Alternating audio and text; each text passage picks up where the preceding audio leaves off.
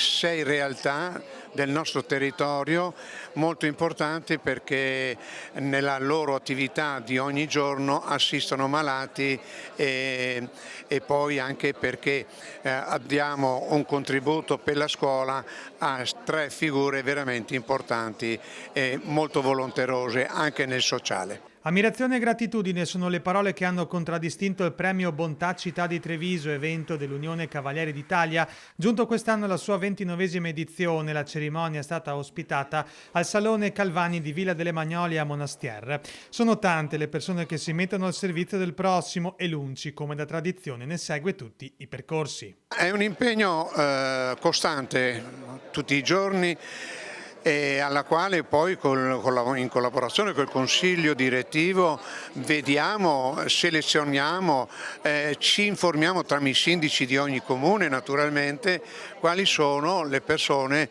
che si distinguono ognuno nel proprio territorio comunale. I premi sono stati assegnati a 3 diciottenni, Giada Malvasio di Vascondi Carbonera, Irene Nardin di Lancenigo di Villorba per il loro impegno nel volontariato, Michel Garlant di Mareno di Piave che presta supporto agli studenti nel doposcuola al patronato di Oderzo, Stefano Spadaro, bellunese, che ha contribuito all'alfabetizzazione digitale degli anziani, Bruno Rossetto, amministratore delegato di Zenson di Piave, attivo per l'associazione Around Us di Monastier che opera in Sierra Leone per sostenere orfani e famiglie più povere. Romina Ceccato, presidente dell'associazione Alba, impegnata nel sensibilizzare i giovani al valore della vita dopo aver perso il proprio figlio Riccardo in un incidente stradale. Antonio Rappazzo di Selvazzano, socio UNCI e impegnato attivamente in numerose iniziative dell'associazione. Poi c'è Andrea Frasson che ha trasformato la malattia della moglie Marina, colpita da SLA, in una missione di solidarietà con il gruppo di runner La Butto in Vacca. A loro va il suo più grande ringraziamento.